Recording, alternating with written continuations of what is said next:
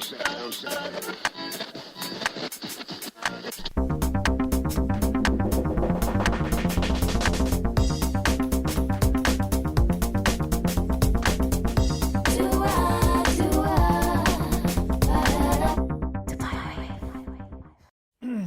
to our first episode of our new podcast, Dubai Wave.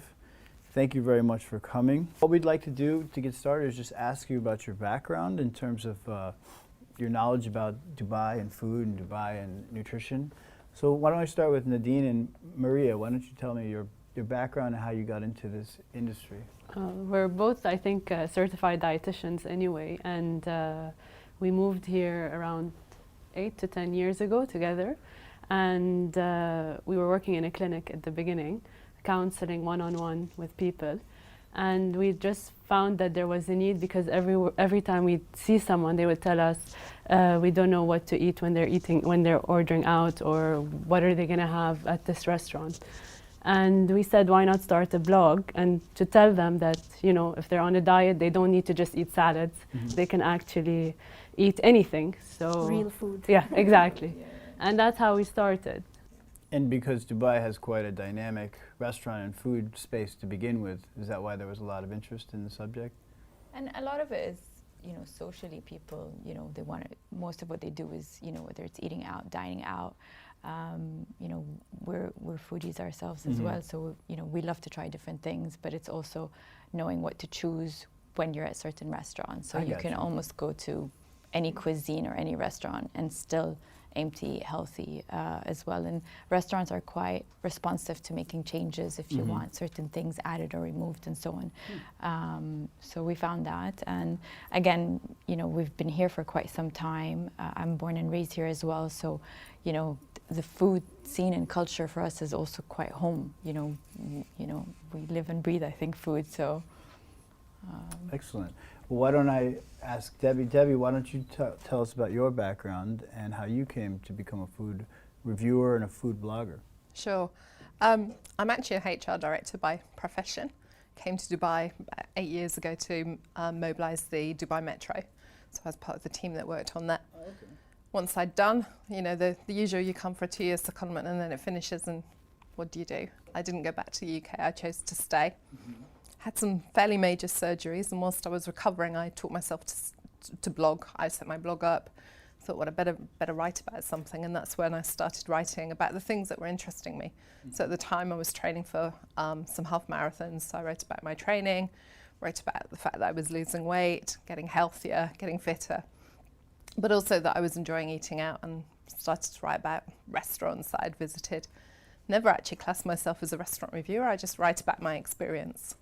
And then from there, both Ashita and myself, who have managed to, through the credibility of our blogs, actually develop a business, which is an online food and travel magazine called FoodeMag dxb, where we share those experiences in a much more professional way and in a much more meaningful way that, you know, engages our readers in a professional magazine, a commercial magazine.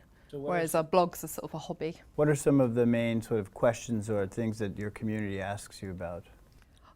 They're mixed, to be honest. People love the fact that we like everything from street food to 5-star and 7-star. Okay. They like to know what's happening, what the trends are, where people are eating at the moment, what the newest hotspot is. Equally, they want to know about some of the old golden oldies, if you like, some of the older places, what stood the test of time, the hidden gems, where shall I go for something that's a bit different. And then equally, where shall I source the ingredients, from local organic produce through to where can I get something that I'm missing from home? You know, am I flying it in every time, or are my relatives flying it in? Or, you know, can I source it somewhere here in Dubai?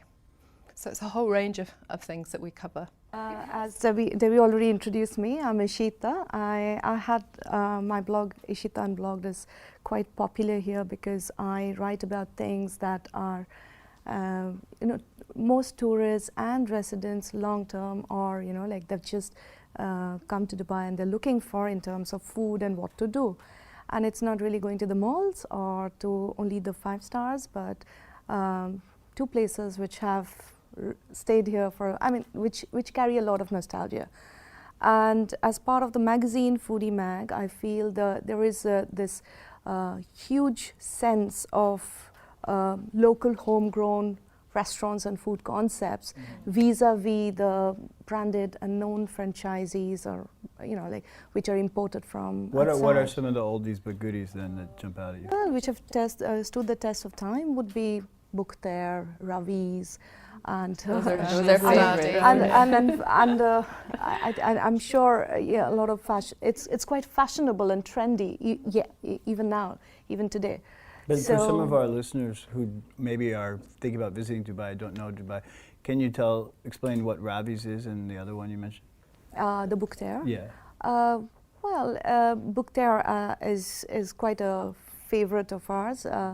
It has been there for the last 20 years in the backdrop of the stunning Burj Al Arab. Oh, okay. And where can you get a place where you still eat in shacks and plastic chairs and everything?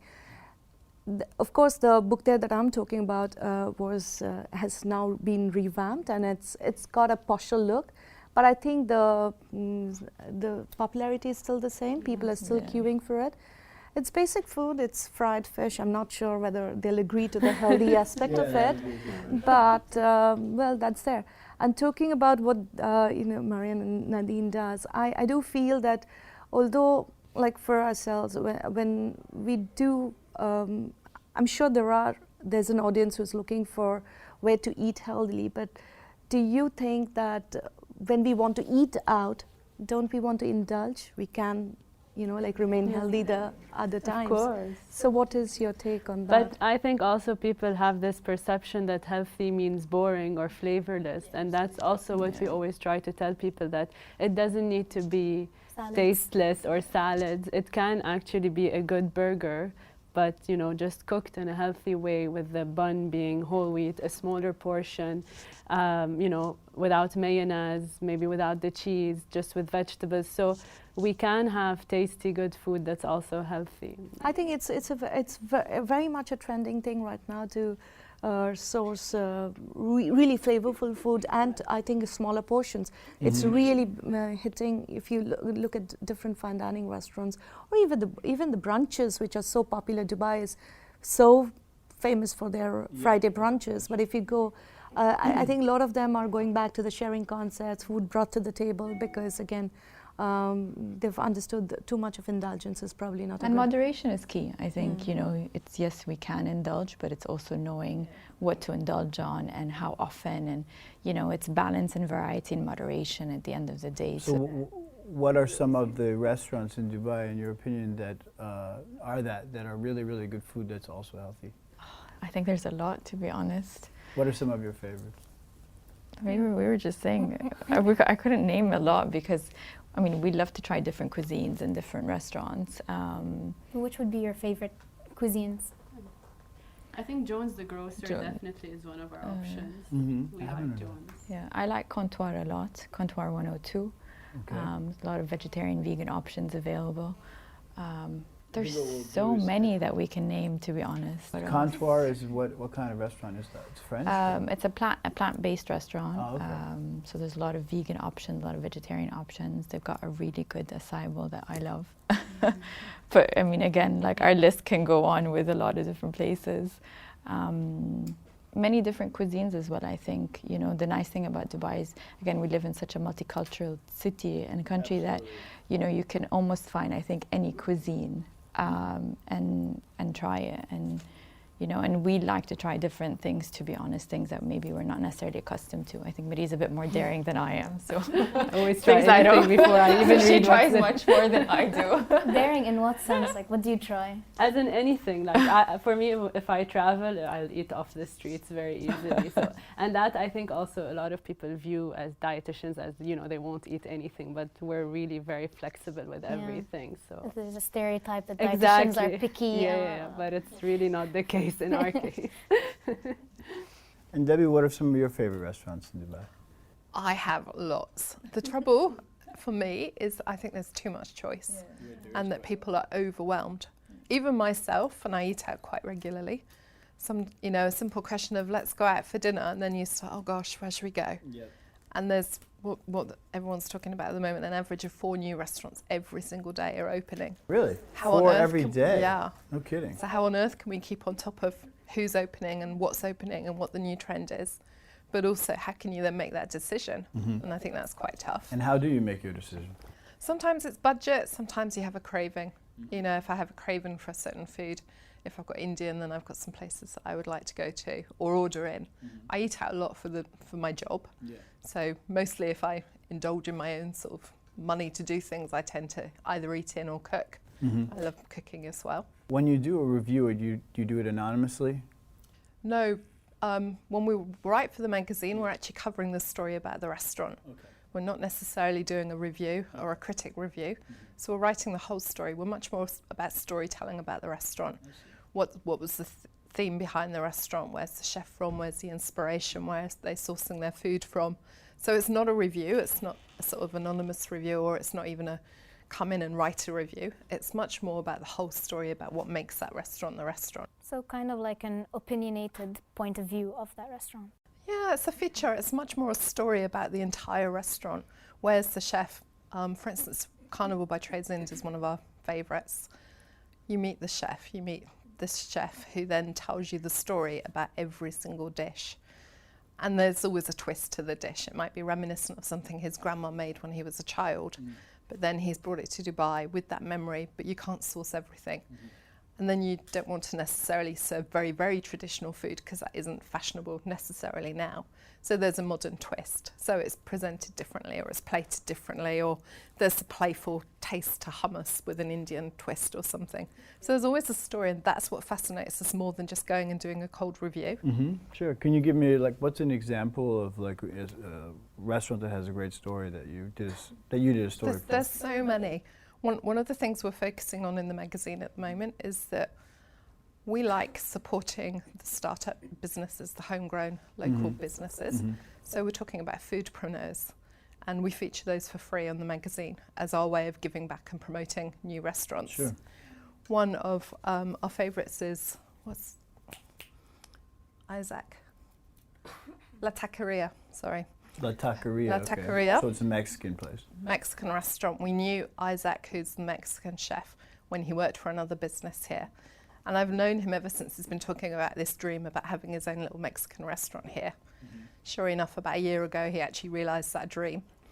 Very small restaurant. Everybody is Mexican in the restaurant. It's a family business, him, his wife, his best friend, who's a Mexican guy, who's a pilot actually, who's invested in the business. To have soulful Mexican food. I see. Not fine dining Mexican food, not trendy Mexican food, but soulful food that has meaning to him. Sure. That comes from different parts of Mexico. So it showcases the best bits of his Mexican heritage. And for me, I'm quite passionate about people who have that dream. And I know financially it's a huge expense for these people. To start a restaurant. Yeah, Sure. then they're not covered by big backers. It's actually a sort of small family business. And the story behind that is fascinating from that side. If you go and dine there, they've imported various bits of crockery that have come in. They've had the coffee mugs have been handmade. They've had coffee custom built, custom blended for them. So they've got Mexican coffee that's been imported. They've got a special roast. There's a really nice story about the whole restaurant. And it's only a small place. Now I want to go there. You do. You have to go. You have to meet Isaac and his wife. They've just moved. They were in Business Bay. They've just moved to Kitchen Nations in JLT. Okay. So they're in the business incubator. They were the ones in Executive Towers, right? Or no? Not sure. Okay. I think Can't it's remember. interesting here to, as you mentioned, the foodpreneurs, because if you see, as Debbie mentioned, that there's so many restaurants which are opening and there are many restaurants which are closing down.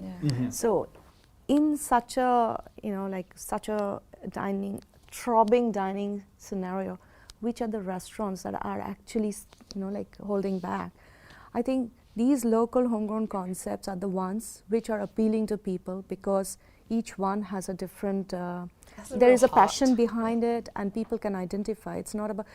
So it distinguishes them. You're saying. Absolutely, because if you last year, if you go through, there have been many so-called commercially successful restaurants, fine dining, which have shut down, and apparently they were doing well, if in the normal sense of thing. So I think against this, these are the concepts which will hang on and which will So that I would be think- advice you'd give to someone wanting to start a restaurant I in Dubai? think so, but it's not a very. I believe that it's quite a competitive industry, and it's not really easy to wake up one day and get your licenses, because there are a few rules which I think are very stringent in UAE, which is a fantastic thing because it controls. There's a lot of quality control and everything. That's been So, my yeah. observation. Well, I've never gotten sick in a restaurant in Dubai, so Yeah. they're really stringent So I about think, even small restaurants, and that's why you won't see home cooks, or in many parts of the world you have people catering from their home kitchen. You won't find that. So Yeah, I I mean, think even it's the food amazing. trucks are supported by a central kitchen. Yeah. They don't actually do too much cooking actually on the trucks themselves. Most of it's done somewhere else for hygiene reasons. Well, let me ask you two, as far as on the healthy side of things, what's the best sort of seafood place in Dubai? Do you recommend seafood from a healthy perspective, and what are some of your favorite seafood places? Somebody is a fish eater. I mean, I think seafoods definitely should be part of anyone's diet anyway in general. But we love sushi, so we really like Mori Sushi. What's it called? Mori Sushi Where is in that? downtown. Downtown. It's actually really good. Sumo Sushi, even though it's really popular, it's been here for a very long time. We order from it really Yes. regularly as well. There's also like Mizu. Miso a place is called yeah Miso. in downtown as well. Yeah, There's yeah. Salmontini. There's a lot. Salmontini is Yeah. pretty good too. So What's there's a a good lot of option for affordable? variety. Because I've seen sushi here very expensive in Dubai, right? Yeah, but What's sumo is affordable? pretty affordable. Sumo is Yeah. really affordable. Okay. Yeah. Sumo is affordable. Mori Sushi wasn't too bad actually when we went to it either. Yeah. So I when mean, you it doesn't have to be fine dining sushi. You can find really nice. When I was here, and I actually don't know, many years ago there was a place on Sheikh Zayed at the back, one of the back buildings, and I really can't remember the name of it. And I used to, when I first moved here, I used to go to it a lot. So it's just finding those sort of almost hole in the wall places that, have, again, authentic, food. That's, I can't remember the name of it actually right now, but. So if you're going to, one of your clients says they want to eat at a Japanese restaurant in Dubai, then what do you say they should eat? What should they eat to be healthy, and what should they avoid? We generally always tell them to, stay a bit away or limit the tempura, anything fried, any rolls with cream cheese, mayonnaise, or Those are the main ones. shrimp dynamites Yeah. aren't always Yeah. a yes, usually. the Once in a while. So Yeah. the basic enemy is oil, you can say. It's Just deep fried, anything that might be deep anything fried. Yeah. And yeah. Start with edamame, share the edamame. But Edamame's got to be incredibly edamame healthy, is right? fine, yeah. Soybean. And some people think that they should only eat sashimi and not the rolls with rice, but they can have the rolls with rice. That's fine. They're Is rice, actually what's the story on rice? Is rice good for you or bad for you? it's fine. It's Like fine. this whole, I don't know why people use this whole carbs are the bad guys and this is the demon. But actually, carbs are fine as long as it's in moderation and it's the type of carbs that they need to be worried about. But a sushi roll, calorie-wise, can be equal to a sashimi. It just, it just depends on But- what's in the roll that matters. But then again, doesn't it depend on each person? Like each person has a different body type, so different foods are. It's a Yeah. complicated process. It is more complicated than what you read online. Like, don't eat that, don't eat that. It's very usually individualized. There's a lot of, and also different dietary needs that people have. So some people, if they're specific to certain things that they can eat, then obviously how they choose the menu and what to choose from the menu is going to be slightly different. What's as the worst food to eat? Let's say I go out and I don't think there is any But, worse in food. terms There's of nothing bad better for than you. eating. Well, but you know what I mean. No. Guilty pleasure, or afterwards you regret that you ate. Honestly, I think again, it goes back to moderation, because if we feel like a burger, we're going to have a burger. If we feel like truffle fries, we're going to have truffle fries. We'll just walk it off the next day. I think the So- monster shakes and the Yeah, sugar-laden those- things Yeah, are absolutely. Like if you looking go through. fabulous on Instagram are quite a. Yeah. And huge amount of calories and sugar. But I think if you're eating very wholesome, clean, food that's really made from just real food and not things that are added to it, then and this is what we ideally want to have people do is just eat basically food. But he always has yeah, like real food is something that's just, you know, obviously nothing's added to it. It's just simple ingredients that are in it. So obviously things like, you know, whether it's pop drinks or, you know, fizzy drinks or these shakes, then, you know, obviously not. So when you say real food, that means what? Like it's organic? Like not necessarily organic, but just, you know, a solid ingredient, unprocessed, you know, not. Unprocessed. I think processing is the only thing we're really against. Like we can eat we'll eat anything. No additives, no as long as it's preservatives, not nothing like that. processed. You know. We always tell people not to ever buy anything where the ingredients are written and they don't recognize the ingredients. Sure. So And if you can't say the name of the ingredient, then yeah, it's probably. Yeah, what about coffee? What's the deal with coffee? Is it good? Is it bad? Like, there's so much. It's talk amazing. about it. I don't think we can start it there. My blog is Coffee Cakes and Running, Yeah, so which is- fueled by coffee. But since you're British, so isn't it tea? Isn't tea the thing in England? Or? It is, technically, but that was a long time ago. Now it's coffee. I love my specialty coffee. Coffee is fine as long as it's in moderation. So But again, not the ones that have, you know, whips and sugars syrup and and sugar, nothing added, just your basic, really good, you know, black coffee, I guess, or simple, just nothing crazy. I just find it really funny that everyone thinks that healthy food is trendy. Healthy food is what I had when I was a kid. exactly. We had kale growing out of our ears in the garden to the point where it was a weed. Now kale is the healthy vegetable and it's a superfood and things. I think the basic problem here is that we are all moving away from the diet that we're genetically used to for generations. Yeah. So or what our grandparents used to eat. So today, if you're saying olive oil is fantastic, how does if my grandparents were alive, how would they recognize olive oil? They haven't had that, right? They have had some other oil which they have been. So today, if a mustard oil company suddenly says mustard oil is the most healthiest, how do Italians recognize that? Or so I think the problem is if I come from a certain part of India where I'm used to rice and fish and whatever, and I am trying to change that suddenly to today I'm having pizza, it's fine. It's absolutely fine to try out cuisines, but I think we should probably stick to a particular kind of cuisine that we are genetically used to for day to day. Not sure. I don't agree with that necessarily. Good, that's what we need, contribution. So tell me why, because I don't see any. Because I like variety. I wouldn't want to go back to the food of my childhood. You know, rhubarb from the garden, kale from the garden. I'm sick of it. Is that typical of British upbringing, though? Because when you think of British food, you think of like, the English The breakfast. Sunday roasts. Fish and chips. Not the healthiest Sausage food, and mash. right? Well, you say that. It was all natural. It wasn't, it would be a real treat to go to a fish and chip shop and to buy fish and chips. Mostly my mum would cook at home. We'd cook from scratch. We'd bake once a week and make cakes. And that was it. The once a week, whatever we made, if it wasn't, whenever that was eaten, whether it was 2 days, 3 days or 4 days, that was it. My mum would not bake again until Sunday. Everything was made from scratch. Everything was made with butter. It was made with sugar, milk, flour. Very basic stuff from the garden, stuff from the supermarket.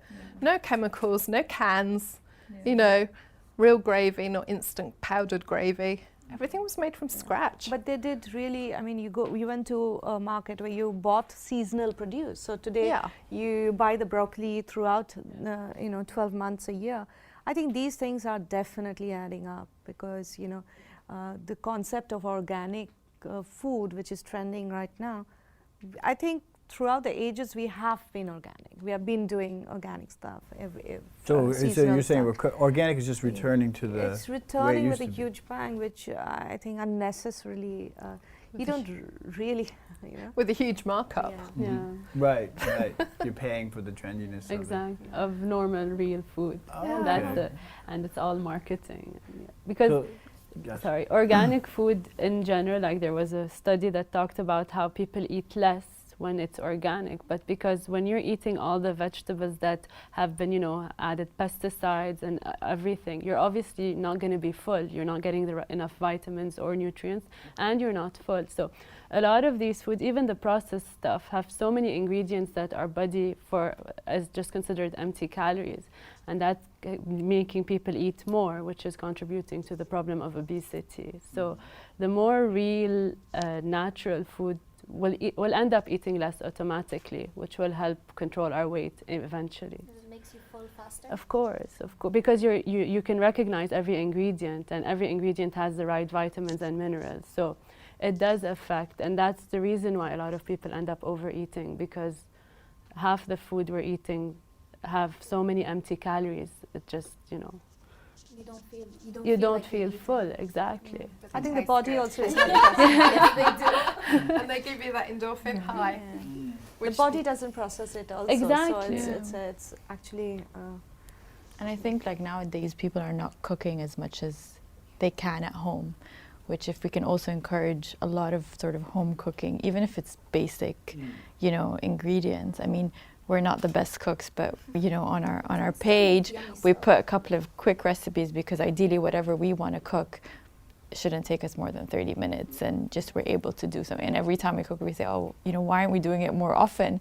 Because we realize, you know, as much as we love eating out, it's also nice to be able to prepare really good home cooked meal. Like I love going back home because I know that everything, you know, that's done by my mom is just yum. So it's like gives you a chance to know what's in your food. Absolutely, yeah. You know what you're buying from the grocery. You know what you're putting in, whether you're baking, whether you're cooking a hot meal, whether you're just simply doing, you know, a scrambled egg.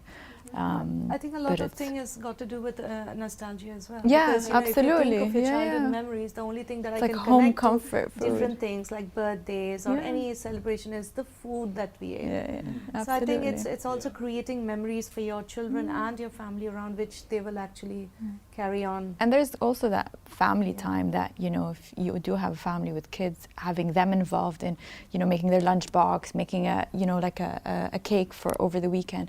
It's, you know, them actually playing with ingredients and what it feels like. And so, you know, we're role models for them and, you know, generations to come as well. But Dubai is like this ultra-modern city. So you're basically saying cooking, because you think of that's sort of an old-fashioned concept, the way you describe it as well. I think. Yeah. But I think Dubai is both. It's ultra modern and it's very traditional as well. And it's also So I think mindfully it's- eating as well, the concept of just really eating mindfully and not being so connected to, you know, anything digitally, and just enjoying, whether it's with friends and family time. So that's a whole just, different, that's you kind of know. in my wheelhouse with the digital piece, and that's not just eating, but it's sort of everything, right? So what is your attitude and or policy toward phones at dinner? Unless we have to take a picture for something that we're doing, none. But you in know. general, we always tell people not to eat when they're distracted, because their brain never registers. So And I see. somebody put a lot of love to cook your menu, Yeah, cook your meal. So might as well appreciate that back by eating with. The trouble is though, when we're working, we're taking photos all the time. Yeah, but that's a different thing. That's why you know, like, but when. But I think that when we're yeah. done, we do the same. Like our food probably by that time gets super cold, but once we're done with the photography, we make sure that honestly we put our phones away and then really just sit down and eat. And also, like, if you eat too quickly, you're not savoring the food. It takes about 20 minutes for your brain to register that it's starting to feel full. So if we gobble our food, and you know, when we used to sit at the clinic and we'd eat, you know, in 5-10 minutes, I'm not even savoring my food. I'm not, you know. So it's also not just it's socially, but it's also health as well. It's, you end up swallowing a lot of air if you're eating too quickly, and you don't want to get indigestion. So you know, it's over and above also it's that 30-40 minutes of just really interacting with other people, you know, and not, you know, at the same time on the phone or reading an email or reading, you know, the newspaper. It's like a lost art almost in this. And some, you know, when we connected travel age. sometimes and we don't have connection, it's probably one of the best times for us, because Sure. one, we know that we don't have to check anything, and it's just really enjoying that you know, that day of whether we're exploring different markets or we're exploring a different restaurant, but we're just not connected whatsoever. Well, that just brings me, I just remember both Debbie and I, we'd gone to Istanbul, and you remember the Turkish ice cream, and my phone died, and I just couldn't eat the Turkish ice cream because my phone died. And Debbie, can you please take a picture and WhatsApp me? And she's like, can you enjoy your ice cream? I said, no, but oh my God. And I was like freaking out because this was my first Turkish ice cream, which I couldn't do the boomerang. And I was like, Debbie, did you send it? Did you send it? So I regret that very much. Yeah. But I understand our work really allows us to be so unsocial sometimes. But I really do wonder the people who actually go to a restaurant who are not working. This is our job. Like I tell my daughters as well, this is my job. So, you know, what about you? It's not your job to promote a brand or just enjoy your moment. So I'm curious about those who behave like as if they've been paid to do the... Yeah, speaking on behalf of my generation, I think like, just like many people when they go to restaurants, they feel the need to just like broadcast what they're doing, you know, like, oh, I'm at this fancy restaurant. So they just feel the need to post it on Instagram or on Snapchat or whatever outlets there are. So it's just this need, you know, there's been this need around to advertise your life that I'm having a great time, are you? And it's very powerful marketing, really powerful marketing. You're giving so much free coverage for the different restaurants, honestly. Yeah, I don't do that. I mean, I'm not telling you. No, but some restaurants we've been to, they've said people literally order from their Instagram feed. They do. They don't even know what the dishes are called. They're like, I want that. I've always been a visual orderer. So even when Instagram wasn't there, anything that comes on to the next table is something I want. So, you know, like I would be the one who is actually going to the feed and I'm like, I think, Debbie, this looks really good. And people eat with their eyes first. If they see it, you know. So I think every one of us would be having a different audience. So even a coffee spill in Debbie's Instagram would fetch as many likes as any other professionally shot, because people follow her for... people follow you for a reason, and that's kind of what you forget sometimes. If you post something that's not what you normally post, you're not going to get likes. So that's about building your community. Yeah, your community follow you because of you. And if you overthink it sometimes, your community doesn't grow. It stays, you know. So let me ask that then to you and then to you. So what defines your community then? What do you think they expect from your stuff? Obviously the stories, like you talked about. Yeah, and my community's changed, because when I first started my sort of social media stuff, I never thought anybody was reading it or following it, so it was a bit of a surprise when someone came and found me because they'd followed what I'd been writing about. So I just did it. If I look back at my old stuff, I'm quite embarrassed because there was no thought to it and there was no connection. When I started, I was writing very much about losing weight, getting fit, and my struggles with that. So I had an audience and a community that followed for that. Then I started writing a bit more about food, so then my audience kind of grew a bit. I probably lost my fitness people at the moment because I'm not doing that. I have a lot of followers who are passionate into coffee, specialty coffee, so real coffee lovers. But I have people who just love the fact that, although my photos are fairly reasonable, they're not over-stylized, they're not, you know, yeah, they're authentic, they're me. They're a couple, and they're about my puppy, it's about my life. It's never very much about me. It's never me eating an ice cream or me cutting this or, you know, you might see my hands holding something, but it's never me. It's not about me showcasing. It's about me showcasing what I'm eating or drinking or doing. It's not about me and what I'm doing. Whereas other people, it's the opposite way around. So it's kind of aspirational, but I don't think it's aspirational to be me. It's just aspirational to do some of the things that I'm doing or some of the things that I'm trying. Yeah, and kids cooking, I don't know, I mean, they're so, you know, like, people actually ask, how is Big Z, they're called Z Sisters in my blog, and people really, they ask, didn't Big Z bake? And I'm like, well, no. Yeah, so Big Z and Lil Z, they're known like that in the blog. And people actually refer to them. And they quite like their mistakes as well, don't they? Yeah. As much as their successes. Are they good cooks? Because I can't bake, my daughters, they think, you know, like baking would give them the upper hand. And they are really, really quite experimental and adventurous. And I let them be. I'm not like my mother who said, oh my God, you'll mess up, oh my God. So my thing is, yeah, it's all messed up. But if you don't let kids come into the kitchen and share these moments, how would they ever be? So right now, currently, every Friday is quite a tense evening because we are doing MasterChef. Not every time, we have teams. So last time, it was only me and my younger daughter in one team. So the rule was either pass, high pass, or fail. And the rules are really stringent, set by my elder daughter, with mystery box and again 1 hour, and we had to set dinner. And then we are tensed, you know, whether we passed it, because there's only, it's not like who wins, which team wins. It's like, did we manage to pass? So yeah, it's been like that, and people love that, love that. I'm not really a mommy blogger in that way, talking about what schools, but I think they love the fact where they can go, where they can eat casually. And the same question to you too. How would you define your community and what they're looking for when they come to your material? I think it's anyone who wants to eat healthy and follow a healthy lifestyle. And I think why KeepEATreal is working is because we also try to, you know, anything we do or whatever we eat, we want to also be a bit of a positive role models for people around Dubai. And because there's so much on the internet about nutrition and a lot of misconceptions, we like to be the credible source behind anything on a nutrition front. I see.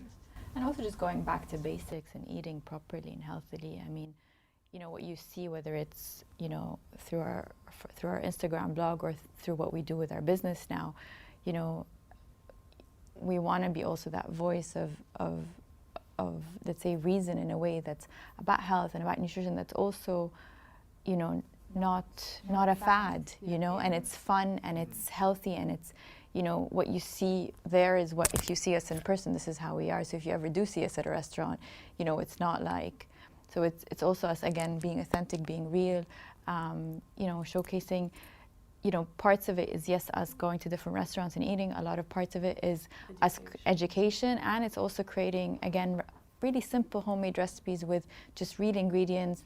Doesn't need more. I mean, we try to say like 5-6 ingredients and that's it, because we just want something simple but people to do. And the feedback that we've been getting, honestly, in the past 2 years, and now more that we've started our business, is also very inspiring, because we, like Debbie said, we never really thought people would be following us, and, you know, we're just doing it because we love food and we love everything about, you know, eating out and nutrition and. But your passion for it comes through. Yeah, absolutely. And also, I think our upbringing, we're both Middle Eastern, Lebanese born. You know, food for us is, you know, center of every occasion. Like, if we come home and we've got, like, you know, just, you know, you know, like a lot of things that's made still by our moms because they think we're not eating when we're not living with them, you know. So it's center for us. It's part of it, and I think we want to encourage that every time as well, you know. Is that like how your name came up? KeepEATreal. Yeah, So yeah, and it's really keeping it real. Like, it's not, you know. It's just being real and authentic, to be honest. At the end of the day, this is what we want to be, you know. And we also really want to tell people that they really don't need to be following all these crazy fad, strict diets that in a week they're going to, you know, just collapse and decide, okay, let me go back to binging or eating back normal. So it really doesn't need to be as difficult as... reassuring people that they don't have to follow these exactly. It's okay to just eat normal. Like, there's nothing wrong with that as long as it's balanced and moderate. Like, I really go crazy when I see chia pudding on the Instagram feed. It makes me go crazy.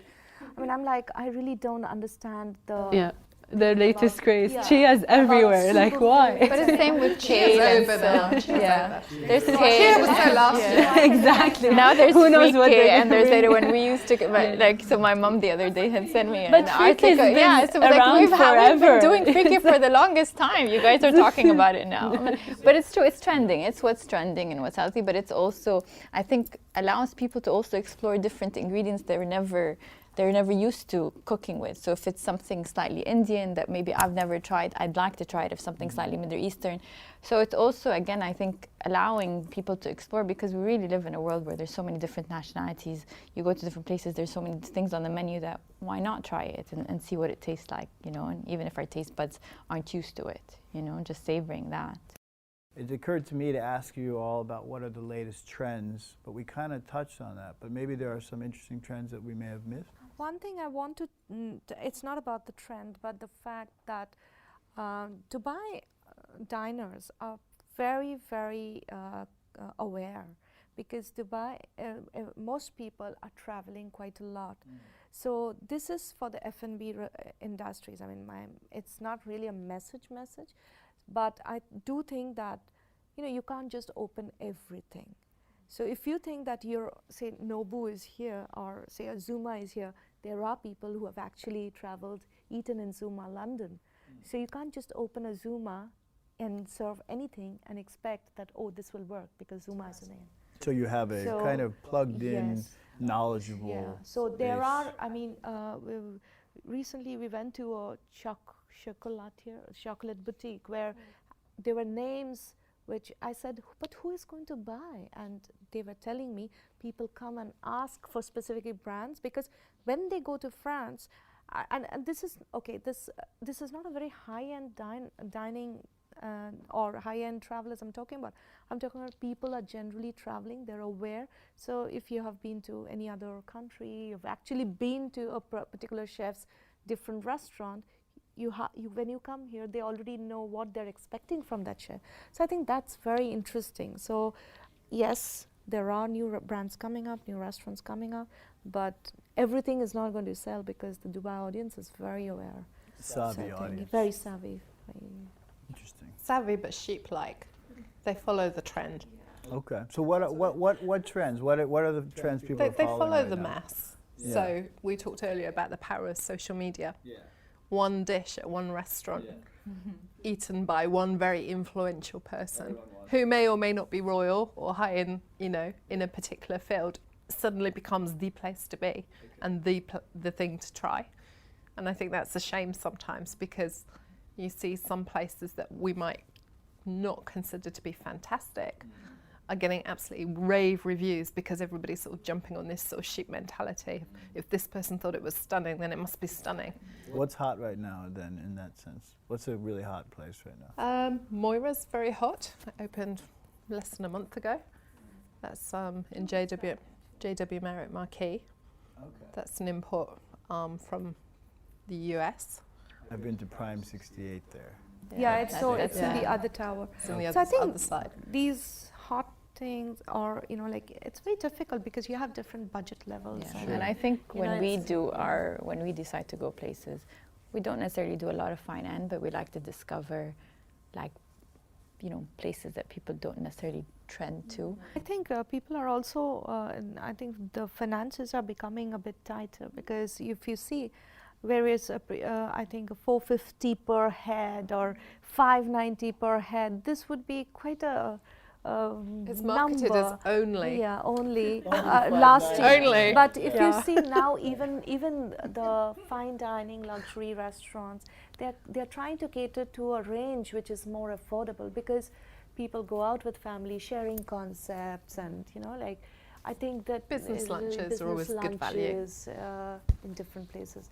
So I think that's happening. So it's budget not. conscious is on the rise. Yes. And sharing concepts are also Sharing quite. Sharing, And you say brunches on the way out or no? No. No, No. no. Brunch is going I nowhere. think they I think cater to buffet people that love- bunches yeah. will change slightly. This has been a great interview. Thank you all for coming. Thank This you. is great. Thanks, Thank good. you very much.